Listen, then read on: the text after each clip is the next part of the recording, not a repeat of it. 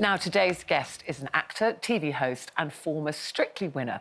Now he's swapping hosting duties for curtain calls as he's taking to the stage in the truly scrumptious Chitty Chitty Bang Bang. Here to tell us more, please welcome loose man Ore Oduba. Hi, everyone.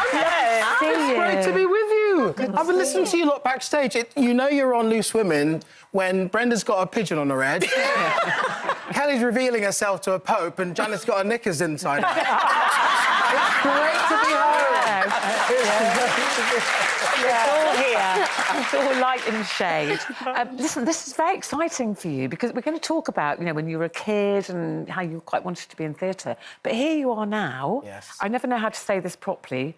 Caractacus Potts? Caractacus Potts. Caractacus Potts. Yes. In Chitty Chitty Bang Bang. The role made famous by Dick Van Dyke. Yeah. Ruth, I get to drive a flying car. Oh, wow. I can't wait.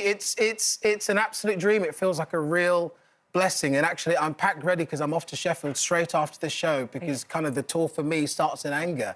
It is, without a doubt, the most challenging role of my career that I'm about to begin. I'm taking over from the legend that is Adam Garcia, who... You all remember Adam Garcia from Coyote Ugly? Yeah. One of the best tappers and dancers of a generation. And then they get me. But so I just say, you are a fantastic dancer. Thank you. We all saw you on Strictly. And it seems to me, correct me if I'm wrong, that winning Strictly, and you kind of had to win it, has launched you into, here you are, on this West End career in musicals, the lead in Chitty Chitty Bang Bang, you know? Do you think it would have happened without Strictly, the win on Strictly? No, and it's a shame, isn't it? Because I think we've all got dreams and aspirations and we're so scared to take that leap. And definitely in my case, I know for sure if Joanne and I hadn't won it, I wouldn't have been ballsy enough to go, I'm going to do the switch. I'm going to do something that's never been done before. But I remember winning it and thinking, I was sat on a beach that Christmas going, I can't dance anymore. What am I going to do? I was kind of bereft and I thought, I've got to do something about it. So definitely winning gave me the confidence to do something crazy, like go into musical theatre and really have a proper go at trying to make it my profession and my career. And then, actually, what happened was then I hosted the tour for 2 years. And I think, you know, Ruth, did you do the Strictly tour? Missed out, great time. We had a great time. Not enough. No. Sore subject. No, It's not. But hosting that in front of 10,000 people at the O2 Arena, I think was the thing that made me think, OK, I might be capable of doing this. And just to be fair, you know, it'll be 10 years since Strictly next year. Wow. And I feel like I'm doing the thing that I was born to do. It's interesting that you say that because, obviously, I've been in the West End for, like, 20 Brenda, years. You're my hero. Oh, bless you, stop that. No, we're not going there. This is about you. So I've had that career for 20 years coming from X Factor side of things, and that catapulted me. And I've spoken about imposter syndrome from not going to college and training and all. You've had the same... Isn't it ridiculous, imposter syndrome? I mean, we all get it. It's ingrained in all of us to feel like we shouldn't be somewhere that we want to be. But it is a real thing, and I guess in my case, I'm just so aware that there are people who have dedicated their lives for 2 decades from when they were wee, and they're on that stage, and I feel like I came in through the side door.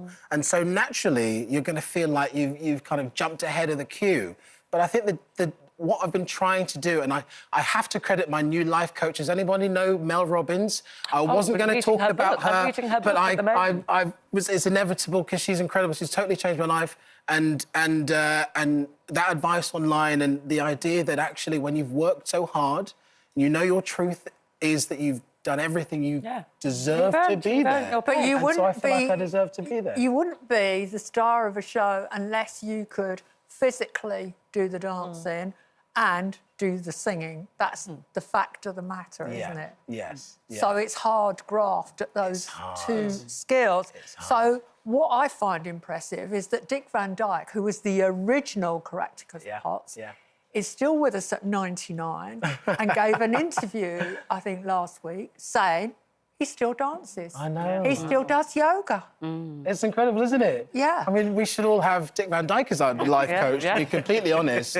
It's incredible. And I've been rehearsing, because I'm taking over Adam to do my first show in Sheffield on the 28th of February. And so I've had to rehearse the whole show in 1 week. And trying to rehearse the old bamboo... Do you know the routine, guys? I've been going to sleep basically with a stick in my mind and having sweaty nightmares that I'm going to fall off stage and basically I'm going to end up like Brenda with the dove on her head and going, no, cancel the show. I just hope you wash your clothes. Very quickly. It's been tough, it's been wonderful. You talked about the pressures there, about how you're going to sleep sweaty nights, and on Loose Men you opened up about your mental health. Yes. How are you managing that? Does that impact you at all when you're, stage fright? Does any of your anxiety impact? Nowhere on stage. It's funny because I don't know how you feel, Brenda. Yeah. I feel like going on stage is actually a safe place. Yes. It's always felt like a safe place. It feels like a place where I don't have to jostle for voice. I'm given a role. I can inhabit it. I feel at home there. But the truth of the matter is, I remember, because this was 2021 when I came on Loose and started talking, I had my first anxiety attack the day before, and I knew I had this safe space and I knew I could talk about something really difficult. And it started my therapy and counselling journey straight after that. Good. And the difference now to the guy that was... about it? Oh, my God. Ruth, if we don't talk about the things that we're struggling with, we keep them inside. They've got nowhere to go. Yeah. That's where the anxiety builds because we feel like we're incapable of dealing with it. But only when we start and we plant that seed out and we see the people that are going to support us, can we start to deal with it. Yeah. And we find out that we're capable of doing anything. There isn't anything that we can't do. And so that's what's changed. Well, listen, you have certainly proved that there's nothing you can't do, because here you are, you've done TV, and now you're West End, and you're the leading man, and Caractacus Potts. You nailed it. Practising all my Caractacus. Chitty Chitty Bang Bang. This is a UK tour. Yes. And you start in Sheffield next Friday. Yeah, that's the show starts tonight, actually, with Adam back in the role, and a wonderful Callum Train is also going to be doing it in Sheffield. I can't wait to meet everybody. No one is watching right now because they are killing themselves in rehearsal before the show to I get back reckon on they'll stage, have had a break to watch you. Hi, everybody. Hi, everybody. Hi, a wonderful He's group. on his way. We're sending him I'll on his be way. up there very Listen, shortly. I think we say break a leg, don't we, in the theatre? Yes. We're not allowed to say the other thing. Yes. Break a leg. It's great to see you. Great to see doing you so all. well. Enjoy the show. Ore Oduba, everybody. Thank you.